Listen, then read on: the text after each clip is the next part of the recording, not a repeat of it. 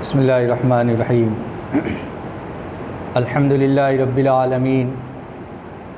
والصلاة والسلام علی سید الانبیاء والمرسلین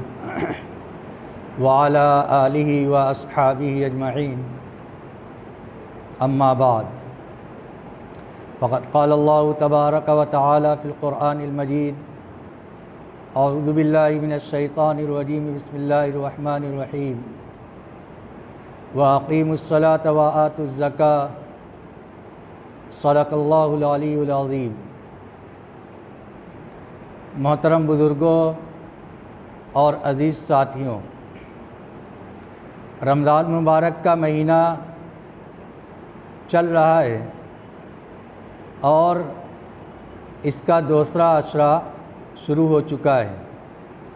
یعنی مغفرت والا عشرہ، جس کے اندر اللہ رب العزت اپنے گنہگار بندوں کے گناہوں کو معاف فرماتے ہیں۔ یہ عشرہ چل رہا ہے، ظاہر سی بات ہے، حدیث پاک کی روح سے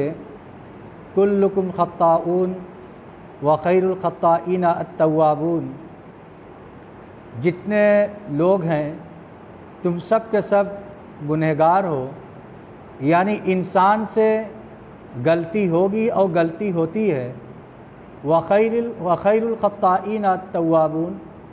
لیکن بہترین گناہ کرنے والا وہ ہے جو گناہ کرنے کے بعد توبہ اور استغفار کرے۔ ایک تو یہ گناہ ہو جائے، گناہ کا ہو جانا بر بنائے بشریت ممکن ہے، انسان ہے، فرشتہ نہیں ہے کہ اس سے گناہ کا صدور نہیں ہو سکتا۔ فرشتوں کی یہ صفت ہے، لا یعصون اللہ ما امرہم ویفعلون ما یؤمرون، کہ ان سے اللہ کے حکم کی فرمانبرداری ہوتی ہے اور نافرمانی ذرہ برابر نہیں ہوتی۔ لیکن انسان اور فرشتے کے اندر فرق یہ ہے کہ انسان گناہ کرتا ہے پھر توبہ کرتا ہے، اور اللہ رب العزت اس کی بنیاد پر، اس کے توبہ کی بنیاد پر اس کا خاص خیال فرماتے ہیں اور اس کی توبہ کو قبول فرماتے ہیں۔ اسی وجہ سے اللہ رب العزت نے انسانوں کے لیے مختلف مواقع، دنیا کے اندر مختلف راتیں انسانوں کو مرحمت فرمائی ہیں، جس کے اندر اللہ رب العزت گناہوں کو معاف کرنے کے لیے اعلان کرتا ہے۔ مثلا شب قدر، شب برات، عیدین کی راتیں، یہ ساری کی ساری راتیں ایسی ہیں جس کے اندر اللہ رب العزت لوگوں کے گناہوں کو معاف فرماتے ہیں۔ تو اس سے معلوم ہوتا ہے کہ اللہ رب العزت انسانوں کے گناہوں کو یہ دیکھنا چاہتا ہے کہ بندہ جو گناہ کر رہا ہے، گناہ کرنے کے بعد وہ توبہ کرتا ہے یا اس گناہ کے اوپر وہ جری رہتا ہے۔ جو اصل بندہ ہوتا ہے، مومن ہوتا ہے، وہ گناہ کرنے کے بعد توبہ اور استغفار کرتے ہیں۔ جب وہ گناہ کرتے ہیں تو ان کے دل لرز جاتے ہیں، ڈر جاتے ہیں، ان کے دل کے اندر اس بات کا احساس پیدا ہوتا ہے کہ آج ہم اگرچہ گناہ کر رہے ہیں لیکن کل ہمیں ایسے رب کے سامنے پیش ہونا ہے جس کے سامنے ہماری پوری زندگی کے ایک ایک سیکنڈ بالکل ظاہر ہے اور وہ ہر ایک کو جانتا ہے۔ وہاں پر کوئی کسی اللہ سے کچھ چھپا بھی نہیں سکتا۔ جب اس اللہ نے ہمیں رمضان مبارک کا دوسرا عشرہ عطا فرمایا ہے جس کے اندر گناہوں کے مغفرت کا عام اعلان کیا جاتا ہے، تو ایسے موقع کے اوپر اگر ہم وقت غفلت کے ساتھ گزار لیں اور اپنے گناہوں سے سچی پکی توبہ نہ کریں تو یہ ہمارے لیے بڑے خسارے اور بڑے نقصان کی بات ہے۔ اللہ رب العزت نے یہ عطا فرمایا ہے، اس کے بعد یہ ارشاد فرمایا ہے کہ میرے بندو تم مجھ سے گناہوں کی مغفرت مانگو، یعنی صرف رمضان مل جانے کی وجہ سے گناہ معاف نہیں ہوگا، بلکہ رمضان کے مہینے کے اندر آدمی اپنے گناہوں کو یاد کر کے اللہ کے سامنے توبہ اور استغفار کرے، تب اللہ رب العزت اس کے گناہوں کو معاف فرمائیں گے۔ آج ہمارے پاس گناہوں سے توبہ اور استغفار کرنے کا اور دعا کے مانگنے کا وقت نہیں ہے۔ ایسا ممکن ہے کہ یہ ہو سکتا ہے کہ ہم بہت زیادہ تلاوت کر لیں، ذکر کر لیں، تسبیح پڑھ لیں، نفل نمازیں پڑھ لیں، لیکن اپنے گناہوں سے توبہ اور استغفار کے لیے ہم اللہ کے سامنے ہاتھ پھیلائیں اور کچھ دیر اللہ کے سامنے توبہ اور استغفار کرتے رہیں، دعا مانگتے رہیں، اپنی ضرورت کا اظہار کرتے رہیں۔ اس کے لیے ہمارے پاس وقت نہیں ہوتا۔ اس کی جانب بھی خاص طور سے دھیان دینے کی ضرورت ہے کہ روزہ دار کی دعا اللہ رب العزت روزانہ ایک دعا ضرور قبول فرماتے ہیں۔ اب وہ کون سی ساعت ہے، کون سی گھڑی ہے، یہ اللہ رب العزت نے اس کو پردہ خفا کے اندر رکھا ہے، چھپا رکھا ہے۔ اس کی وجہ علماء کرام یہ بتلاتے ہیں کہ اگر یہ بتلا دیا جاتا کہ فلاں وقت کی دعا قبول ہوتی ہے، ایک وقت وہ ہے، اگر وہ وقت آدمی کسی وجہ سے دعا نہ کر پاتا تو پھر وہ آدمی مایوسی کا شکار ہوتا۔ اس کو چھپایا گیا ہے اس لیے تاکہ بندہ زیادہ سے زیادہ اوقات کے اندر دعا کا اہتمام کرے کہ کہیں وہ وقت یہی ہو جو ہم دعا مانگ رہے ہیں۔ پھر اس کے بعد اس کے دل کے اندر بات آئی کہ نہیں، ہو سکتا ہے کہ وہ وقت یہ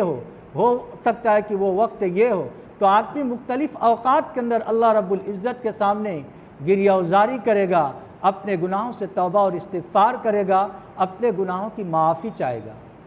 آج ہمیں اس کا بھی اہتمام کرنے کی ضرورت ہے۔ اس بات کو ذہن کے اندر رکھ کر اور یقین کے ساتھ کہ روزانہ ہر روزے دار کی ایک دعا اللہ رب العزت ضرور قبول فرماتے ہیں۔ ہم اللہ رب العزت سے دعا مانگے، انشاءاللہ ہماری دعا قبول ہوگی۔ اور اسی کے ساتھ جو آخری وقت ہے، سحری کے وقت، تہجد کے وقت، جب اللہ رب العزت کی جانب سے عمومی طور سے اعلان کیا جاتا ہے، اس وقت بھی ہم دعاؤں کے مانگنے کا بہت اہتمام کریں۔ جتنی ہم تلاوت کرتے ہیں کرتے رہیں، لیکن ان میں سے دعا کے مانگنے کے لیے بھی وقت کو نکالیں۔ آج ہمیں دعا مانگتے ہوئے یا تو شرم محسوس ہوتی ہے یا ہم دعا کے اندر اس بات کا انتظار کرتے ہیں کہ کوئی دعا مانگے تو ہم اس کے اوپر آمین کہیں۔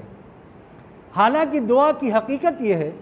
کہ بندہ اپنی بات اپنے خالق اور مالک کے سامنے کہہ دے۔ اب جس خالق اور مالک کے سامنے اپنی بات کہہ رہا ہے، وہ خالق اور مالک ایسا ہے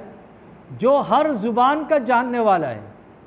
اس کے نزدیک ساری زبانیں برابر ہیں۔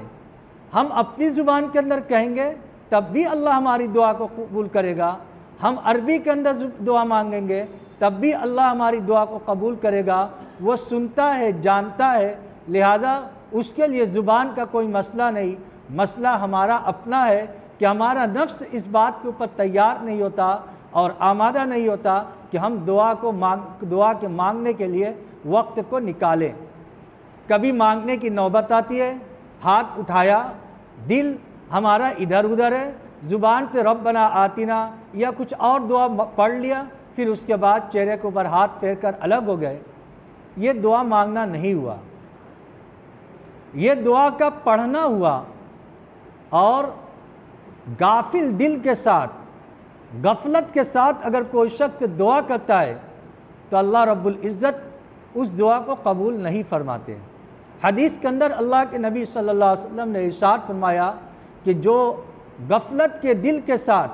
غافل دل کے ساتھ اللہ رب العزت کو پکارتا ہے، دعا کرتا ہے، اللہ رب العزت اس دعا کو قبول نہیں فرماتے۔ ہم زبان سے تو کچھ کہہ رہے ہیں، دل ہمارا کہیں ہے، نگاہیں اوپر ہیں، پھر تھوڑی دیر کے بعد ہم ہاتھ پھیر لیتے ہیں، تو یہ دعا نہیں ہوئی بلکہ ایک طرح کی رسم کی ادائیگی ہوئی جس کی ہم تکمیل کر رہے ہیں۔ دعا تو وہ ہوتی ہے جب آدمی گڑ گڑا کر الہا و زاری کے ساتھ، جیسے کوئی مسکین اور محتاج اپنے کسی ایسے آدمی کو پکارتا ہے جس سے اس کو مدد کی امید اور یقین ہوتی ہے، تو وہ کس یقین کے ساتھ، کس عاجزی اور انکساری کے ساتھ اس کو پکارتا ہے۔ جب بندہ اس عاجزی اور انکساری کے ساتھ اپنے رب کو پکارے گا تو اللہ رب العزت کو دنیا کے اندر ایک مخلوق کو جتنی اپنے دوسرے مخلوق کے اوپر رحم آتا ہے، ایک ماں کو اپنی اولاد کے اوپر رحم آتا ہے، اللہ رب العزت کو اس سے کئی گنا زیادہ اپنے بندے کے اوپر رحم آتا ہے۔ جب بندہ اللہ رب العزت کے حضور یہ اظہار کرے گا ربی انی اذنبت فاغفر لی، یقین کے ساتھ کہ اے میرے پروردگار مجھ سے گناہ کا صدور ہو گیا ہے، تو میرے گناہ کو معاف کر دے۔ اللہ رب العزت کے سامنے جب بار بار اس کا اصرار کرے گا تو دنیا کے اندر ہم دیکھتے ہیں کہ جب کوئی بچہ اپنی ماں سے کسی چیز کا اصرار کرتا ہے، لپٹ جاتا ہے، تو وہ ماں اس کی ضرورت کو کسی نہ کسی وقت پوری کر دیتی ہے، حالانکہ وہ ماں ہے جس کے مقابلے میں اللہ رب العزت کو محبت بندوں سے کئی گنا زیادہ ہے۔ جب ہم اس رب کو پکاریں گے تو کیا وہ رب ہماری دعا کو قبول نہیں کرے گا؟ ایسا ہو نہیں سکتا۔ لیکن شرط یہ ہے کہ ہم صرف ایک رسم کی تکمیل نہ کریں، ایک فارمیلٹی کو پوری نہ کریں کہ یہ وقت دعا مانگنے کا ہے، ہاتھ اٹھایا دعا مانگا ختم۔ نہیں، دل کے اندر یہ استحضار ہو، پہلے ہم یہ سوچیں کہ کیا ہم گنہگار ہیں۔ دو صورتیں، یا تو ہم نیک ہیں یا تو ہم گنہگار ہیں۔ ہم اپنے کو گنہگار سمجھتے ہیں؟ کیا دنیا کے اندر کوئی اس بات کا دعویٰ کر سکتا ہے کہ میں نیک ہوں؟ بڑے بڑے انبیاء کرام علیہ السلام بھی اللہ رب العزت کے حضور اپنے آپ کو گنہگار اور اپنے آپ کو خطاکار تصور کرتے ہیں اور اس کے اللہ کے سامنے عاجزی کرتے ہیں اور اپنے گناہوں سے معافی چاہتے ہیں۔ بڑے بڑے انبیاء کرام یہ کرتے ہیں، تو کیا یہ انسان کیا گنہگار نہیں ہو سکتا؟ پہلے اپنے دل کو یہ سمجھائیں کہ ہم گنہگار ہیں۔ جب ہم اپنے آپ کو یہ سمجھائیں گے کہ ہم گنہگار ہیں، تب اس کے بعد توبہ اور استغفار کرنے کی نوبت آئے گی۔ ورنہ آج ہمارا حال یہ ہے کہ اگر 2 رکعت نماز بڑھتی اور زیادہ پڑھنے کی توفیق ہو جاتی ہے تو ہم اپنے آپ کو دوسرے مصلی کے مقابلے نیک سمجھنے لگتے ہیں اور سوچتے ہیں کہ ہم تو بڑے نیک ہو گئے۔ یہ نیک نہیں ہوئے آدمی، اللہ رب العزت نے کیا ہمارے اس عمل کو قبول بھی فرمایا ہے؟ احادیث کے اندر اور کتابوں کے اندر موجود ہے کہ اگر اللہ کے سامنے ہماری زندگی کے سارے نیک اعمال پیش کیے جائیں اور اس کے مقابلے میں کوئی یہ سوچے کہ وہ جنت کے اندر داخل ہو جائے گا تو یہ اس کی غلط فہمی ہے۔ ایک مرتبہ اللہ کے نبی صلی اللہ علیہ وسلم نے صحابہ کرام کے سامنے ارشاد فرمایا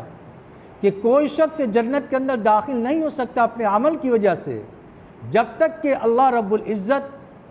اس کو اپنی رحمت سے جنت میں داخل نہ کرے۔ صحابہ کرام رضوان اللہ علیہ مجمعین نے پوچھا ولا انت یا رسول اللہ، اے اللہ کے رسول کیا آپ بھی؟ تو اللہ کے نبی صلی اللہ علیہ وسلم نے ارشاد فرمایا الا ان یتغمدنی اللہ برحمت، ہاں جب تک کہ اللہ رب العزت اپنی رحمت کے آغوش میں مجھے نہیں لے گا تب تک میں بھی جنت کے اندر اعمال کے بدولت داخل نہیں ہو سکتا۔ عمل کے بدولت جنت کے اندر آدمی داخل نہیں ہو سکتا، اللہ کی رحمت کی وجہ سے جنت کے اندر جائے گا۔ ہم اعمال جتنا بھی کر لے لیکن جب تک اللہ رب العزت اس کو قبول نہ کر لے، اللہ کی رحمت شامل حال نہ ہو، ہم جنت کے اندر نہیں جا سکتے۔ تو کیا ہم اس اللہ کے سامنے توبہ اور استغفار کر کے اللہ کو منانے کی کوشش کرتے ہیں یا نہیں کرتے؟ ہم اس رمضان کے اندر اپنی زندگی کا جائزہ لیں۔ حادثاتی اموات آتی رہتی ہیں، ہم سنتے ہیں، وقتی طور سے آدمی کا دل متاثر ہوتا ہے، اس وقت دل کے اوپر احساس ہوتا ہے کہ معلوم نہیں ہمارا کیا حال ہو۔ اگر وقتی طور سے فوراً جانا پڑ گیا تو کیا ہم اس پوزیشن کے اندر ہیں، اس حالت کے اندر ہیں کہ اگر اللہ کی جانب سے ملک الموت آ جائے اور ہمارا وقت پورا ہو جائے تو ہم خوشی خوشی اللہ کے حضور جانے کے لیے تیار ہو جائے؟ خدا نخواستہ کوئی حادثاتی اموات آ جائے، آدمی کا ایکسیڈنٹ ہو جائے یا کوئی ایسی چیز پیش آ جائے، گھر سے گیا تھا صحیح سالم لیکن گھر لاش واپس آ رہی ہے، تو ہم جب اپنے اللہ کے حضور واپس جا رہے ہیں تو کیا ہم ایسی حالت کے اندر ہیں کہ ہماری زندگی کے اوپر کسی طرح کا کوئی حساب کتاب، کسی طرح کی کوئی اور گرفت نہ ہو؟ ہمیں اپنے معاملات کو،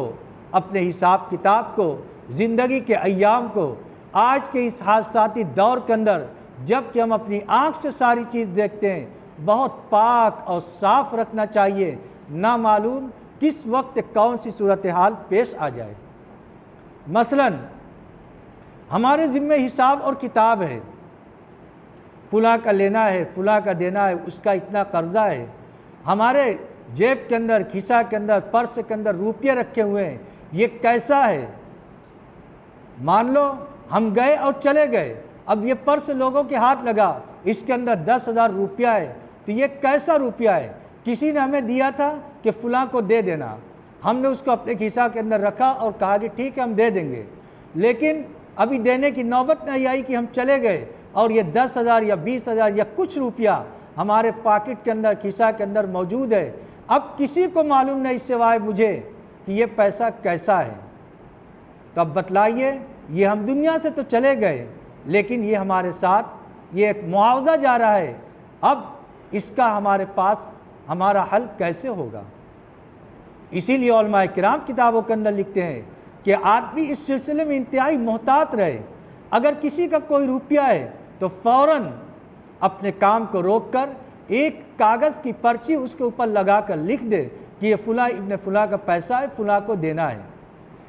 ہم کسی مسجد کے ذمہ دار ہیں، کسی مدرسے کے ذمہ دار ہیں، کسی سوسائٹی کے ذمہ دار ہیں، فلاں نے ہمیں چندہ کا پیسہ دیا کہ اس کو فلاں چندے کے اندر جمع کرنا ہے، ہم نے رکھ لیا، اور رکھنے کے بعد ہم نے اس کے اندر کوئی نشاندہی نہیں کی، کسی طرح کی کوئی پرچی نہیں لگائی، کوئی لسٹ نہیں لگائی، پھر اس کے بعد ہم چلے گئے، تب یہ سوچئے یہ قوم کا 500، 1000، 200، 300 یہ پیسہ اب کس کا پیسہ ہوگا؟ کسی کو کوئی معلوم نہیں، ہم اس کو اپنے ساتھ لے کر جا رہے ہیں، اب اس کا وبال ہمیں ہی جھیلنا پڑے گا جنہوں نے اس کی وضاحت نہیں کی۔ اس لیے اس سلسلے میں بالکل وضاحت ہونی چاہیے کہ یہ رقم، یہ مد کس کی ہے۔ اسی طریقے سے ہم کاروبار کر رہے ہیں،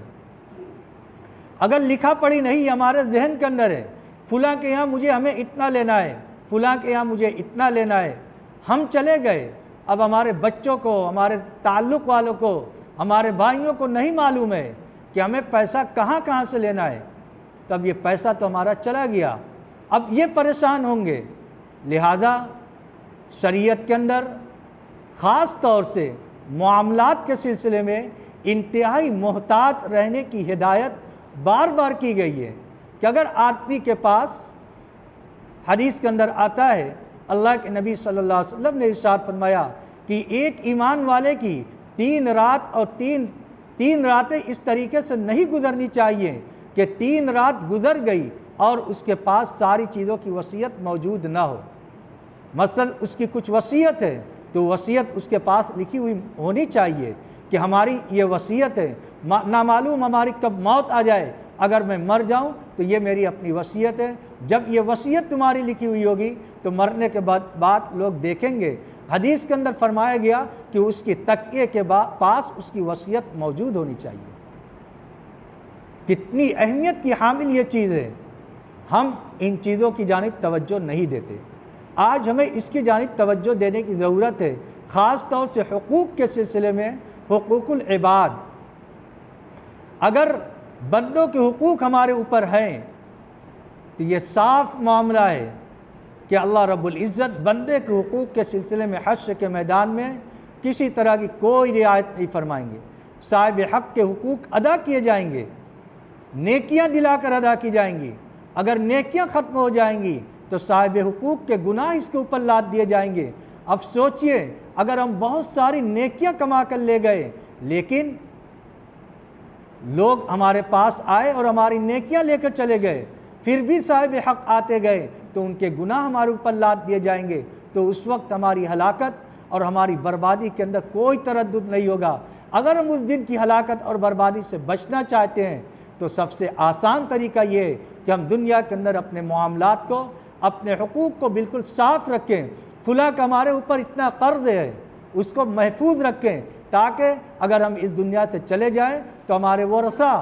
جب مال تقسیم کرنے کا وقت آئے تو مال کے تقسیم سے پہلے سب سے پہلا مسئلہ جو شریعت کے اندر، قرآن پاک کے اندر ذکر کیا گیا کہ جب وراثت کے اندر مال تقسیم کیا جائے تو سب سے پہلے دیکھا جائے گا کہ اس میت کے اوپر کوئی قرض ہے یا نہیں۔ اگر قرض ہے تو اس کے مال میں سے پہلے قرض،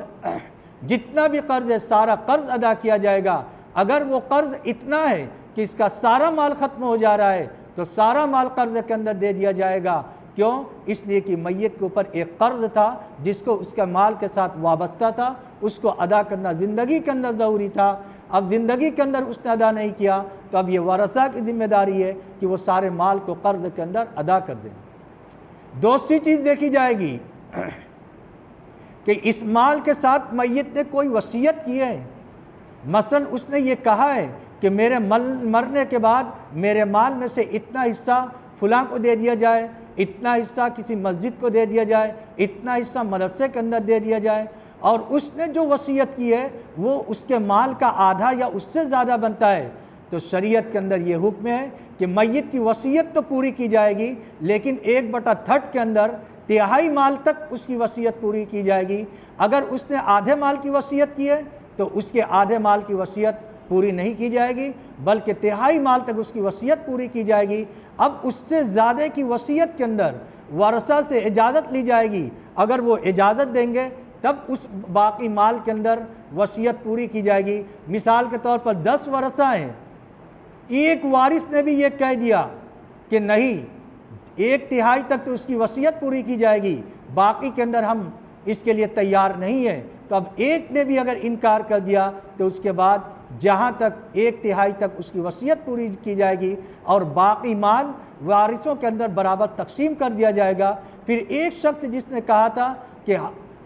زائد کے اندر وصیت جاری نہیں ہوگی، جب وہ اپنا حصہ لے لے، اب باقی لوگ اگر دینا چاہیں تو دے دے، یہ ان کی اپنی ثوابدید کے اوپر ہے، لیکن شریعت کے اندر صرف 1/3 کے اندر وصیت کی اجازت دی گئی۔ اور علماء کرام نے حکمت کے اندر یہ بیان فرمایا کہ یہ اس لیے ہے تاکہ مرنے والا اپنے وارث کو محروم نہ کر پائے۔